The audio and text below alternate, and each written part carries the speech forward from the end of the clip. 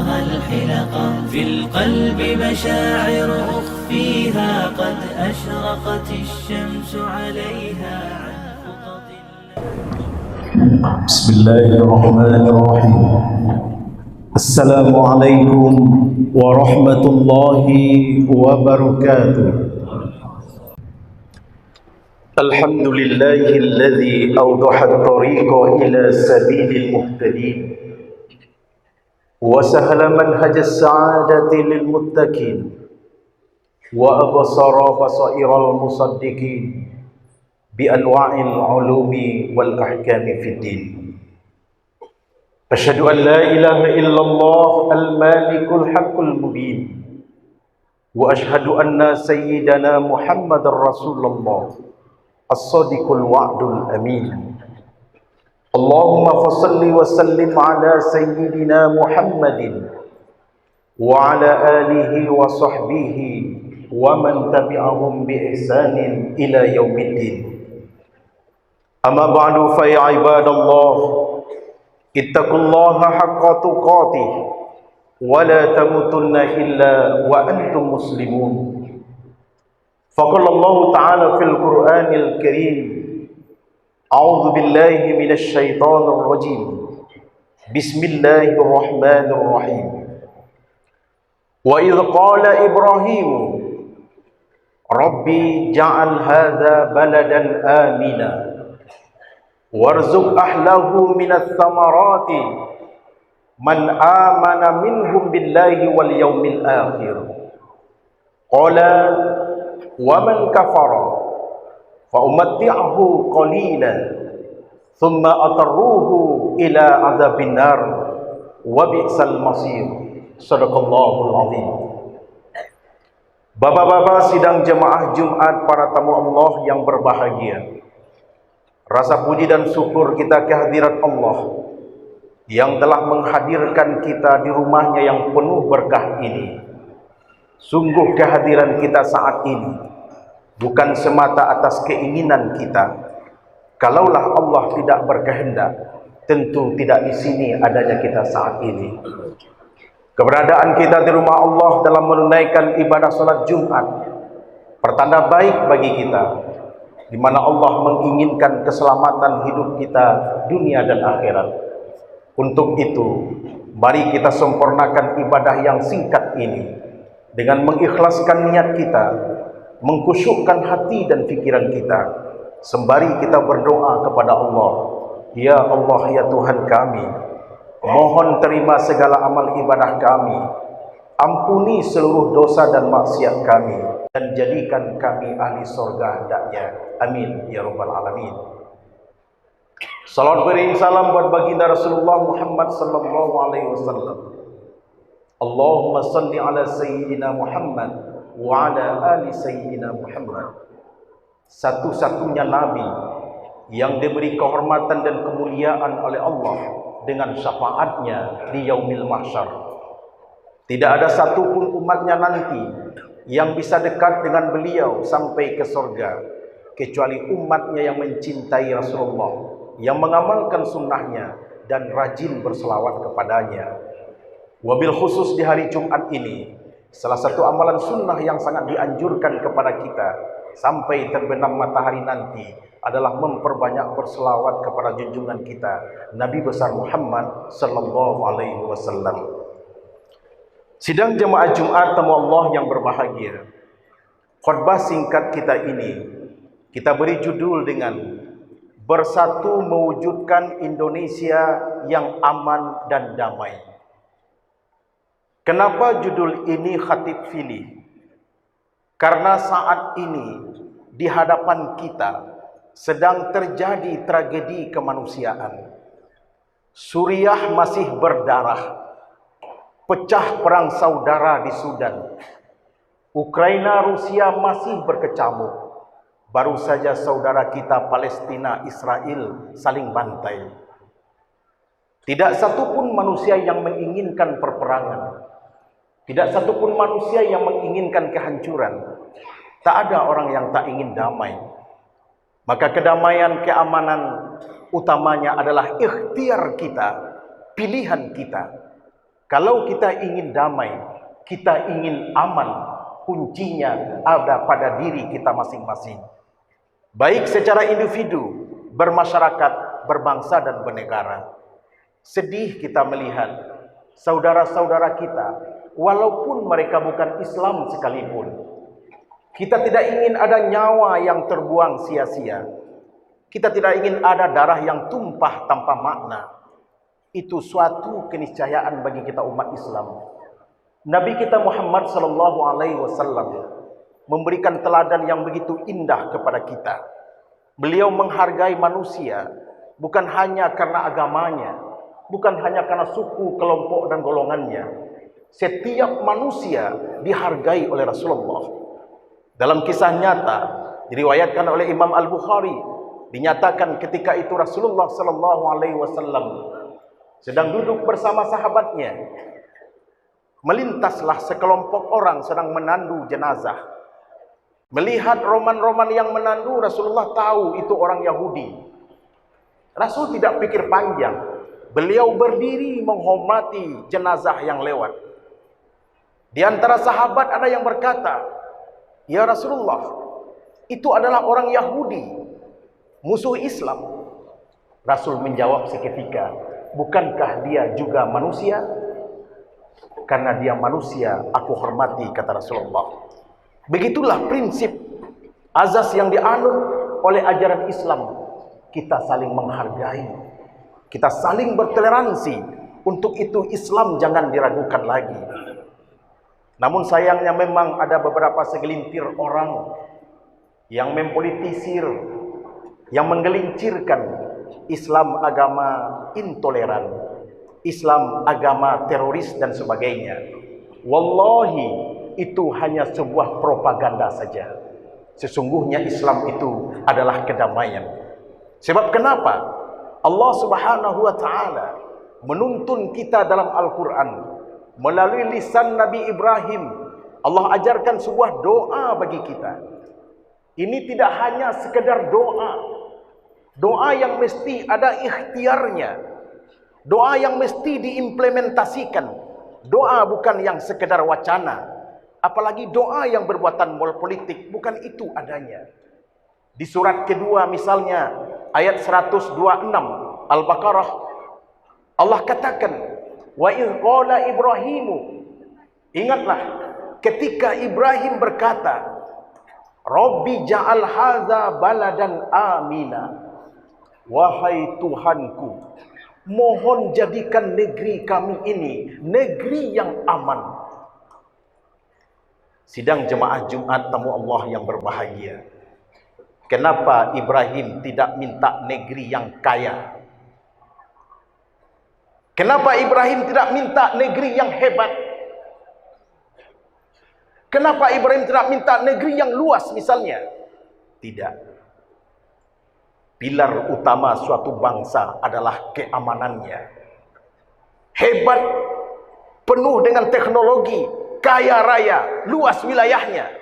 Apa yang tidak dimiliki oleh Rusia saat ini? Semua dia punya. Amankah negaranya? Tidak. Kita secara individu, nanti kita lemparkan berbangsa dan bernegara. Yang kita tuju, yang kita cari, yang kita ingin harapkan tiap hari adalah perlindungan, keamanan. Uang banyak, pangkat tinggi, semua dimiliki. Hidup merasa tidak tenang, merasa terancam. Sewa bodyguard dan seterusnya. Untuk apa guna hidup? Seseorang berjalan kaki dengan sendal jepitnya, boleh berjalan kemana saja, tertidur di mana tempatnya, makan seenaknya. Ya Allah, keamanan ternyata nomor satu bagi kita. Dalam konteks berbangsa hari ini, kita sudah masuk suasana politik nasional yang sangat berpengaruh kepada keamanan negeri kita. Kita berkaca kepada saudara kita di Suriah, di Sudan, Rusia, Ukraina, Palestina. Tentu kita tidak ingin menjadi bahagian dari perpecahan itu. Maka wallahi, doa ini mesti kita amalkan. Tiada guna doa hanya sebatas doa sementara yang berdoa berpangku tangan, atau lain doa yang diucapkan lain di bangsa ini berkewajiban, punya tugas yang sama. Jangan kita sekali berkata keamanan adalah tugas aparat saja. Tidak. Jumlah mereka terbatas, kemampuan mereka terbatas. Tentu kita semua kalau sudah bersama-sama mewujudkan keamanan itu, insya Allah. Berbeda pilihan, berbeda partai dan politik, itu sesungguhnya rahmat bagi kita. Tergantung dari sudut mana kita memandangnya. Tidak boleh ada merasa paling benar. Tidak boleh ada mengatakan apalagi menghujat yang lain. Itulah pangkal bala kita. Dalam Al-Quran surat yang lain Allah katakan, wattaqu fitnatan la tusibannal ladzina zalamu minkum khasyatan wa'lamu anallaha sadidul iqab. Takutlah kamu akan fitnah, kata Allah. Ulama menafsirkan kata-kata fitnah di sini. Salah satu ulama tafsir Imam Al-Baghawi berkata, fitnah itu yang paling tinggi maksudnya adalah al-iftiraku fil kalam. Kita berpecah belah dalam berpendapat. Si A bersorak di sana, dia yang paling benar. Di ujung sana si B menghujat yang ini. Perpecahan karena berbeda pendapat. Dalam konteks keagamaan juga ditemukan. Kalau bukan kelompok pengajian dia, masuk neraka semua. Yang masuk surga hanya dia. Yang lain bid'ah, sesat. Siapa yang dibid'ahkannya? Sesama umat Islam.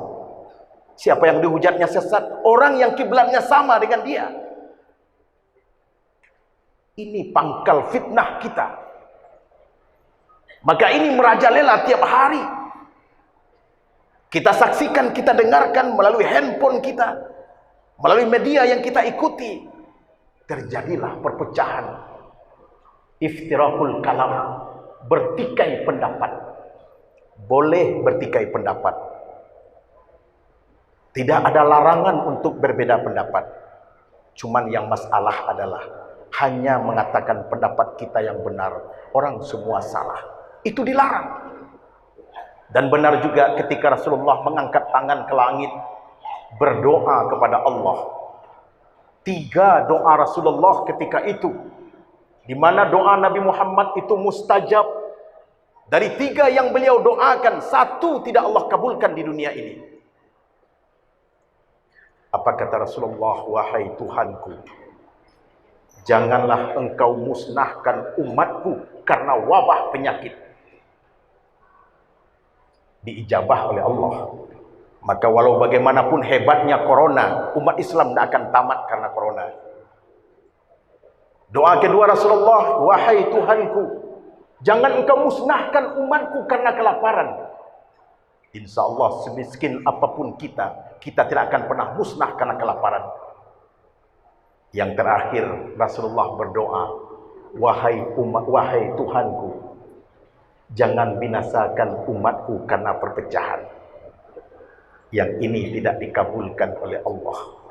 Dan itu yang terjadi di antara kita. Kita mayoritas Islam. Kita lemah karena berpecah. Kita dimanfaatkan tiap waktu dan kesempatan. Umat Islam ini umat terbaik. Kuntum khaira ummah ukhrijat linnas ta'muruna bil ma'ruf wa tanhauna 'anil munkar. Kita dikeluarkan di muka bumi ini dengan titel predikat umat number 1, umat terbaik. Faktanya apa? Nauzubillah, kita dapat merasakan. Tentu ini tidak kita inginkan.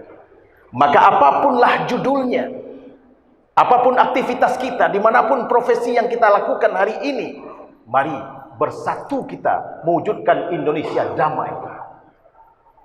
Yang kedua, apa yang diminta oleh Ibrahim dalam doanya. Ya Allah, ini doa benar-benar lekat dengan kehidupan kita sehari-hari. Warzuq ahlahu minas samarat.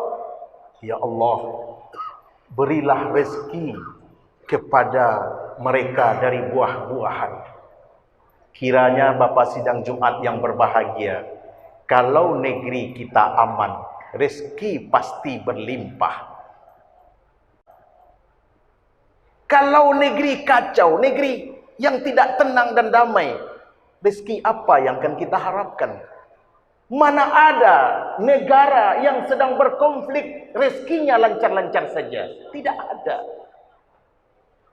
Pepatah Minang mengatakan, bayo lukayo, sangketo ulu binaso. Bayo iyo awak kayo gitu Pak. Kalau lepas sangketo, astagfirullah, di kampung-kampung misalnya, ponakan membunuh mamaknya, ada kejadian. Kenapa? Sengketa tanah waris. Perang antar kampung misalnya. Kenapa? Sengketa sepadan dan lain sebagainya. Maka kalau ingin negeri ini tumbuh ekonominya, makmur sejahtera rakyatnya, pangkalnya aman dulu. Dengan aman insya Allah ekonomi kita akan damai, ekonomi kita akan tumbuh, rakyatnya akan sejahtera. Terakhir kuncinya dikatakan di ayat itu, man amana minhum billahi wal yaumil akhir. Ini yang ketiga yang wajib kita capai. Apa dia? Siapa orang yang akan merasakan ketenangan dan kedamaian dan sumber kedamaian di mana dia berada? Dan siapa orang yang akan dicurahkan rezeki oleh Allah kepadanya? Dia adalah orang-orang yang beriman kepada Allah dan hari akhir. Itulah orang yang jadi sumber kedamaian. Dan itulah orang yang menjadi magnet rezeki. Intinya apa? Agama. Bapak, doa selamat yang diajarkan oleh para ulama kita. Allahumma inna nas'aluka salamatan fid din. Yang pertama yang kita mohonkan selamat kepada Allah adalah agama kita. Itulah iman kita. Sekian potong isinya doa selamat, 8 potong misalnya. Yang number 1 itu adalah doa diselamatkan agama kita. Maka hari ini di Indonesia sedang berproses transisi kepemimpinan. Kita tumpangkan harapan kita kepada mereka yang terpilih nantinya. Selamatkan agama kami. Jangan dikerdilkan agama manapun. Jangan dihujat agama siapapun. Dan jangan diperalat agama apapun. Palestina, Israel, itu akarnya salah satunya adalah masalah agama. Maka kita Indonesia tak ingin berkonflik gara-gara agama. Yang wajib selamat itu adalah agama. Maka tentunya pemimpin yang akan kita pilih adalah pemimpin yang kuat agamanya. Pasti saja kalau agamanya tidak kuat, dia tidak akan perhatian kepada agama. Malah agama akan dikerdilkannya. Agama akan diperalatnya.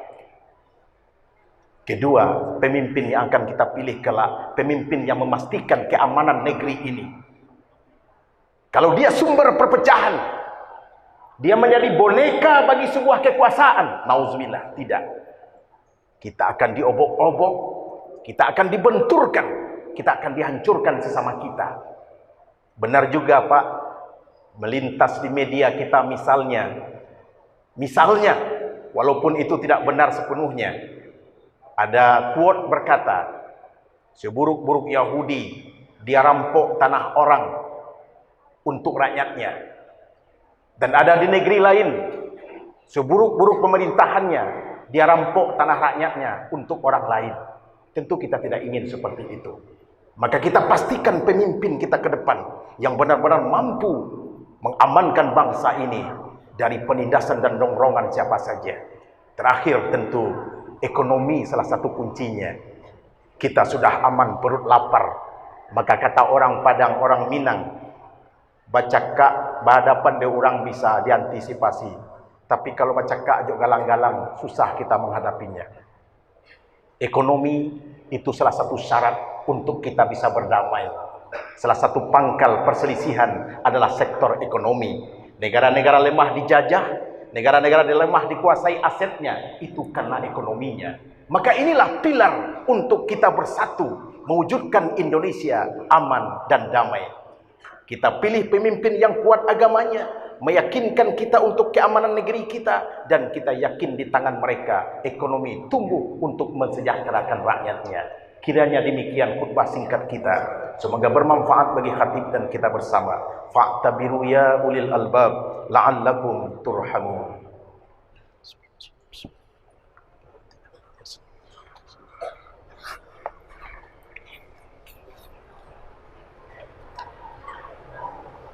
Alhamdulillahi Rabbil Alamin. Wassalatu wassalamu ala ashrafil anbiya'i wal mursalin wa ala alihi wa sahbihi ajma'in. Asyhadu an la ilaha illallah wahdahu la syarika lah wa asyhadu anna sayyidana Muhammadan abduhu wa rasuluh la nabiyya ba'dah. Allahumma fassalli wa sallim ala sayyidina Muhammadin wa ala alihi wa sahbihi wa man tabi'ahum bi ihsanin ila yaumiddin.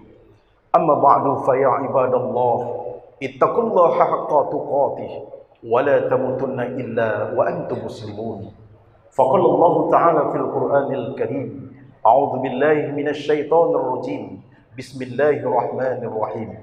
Innallaha wa malaikatahu yusalluna 'alan nabi ya ayyuhalladzina amanu sallu 'alaihi wa sallimu taslima.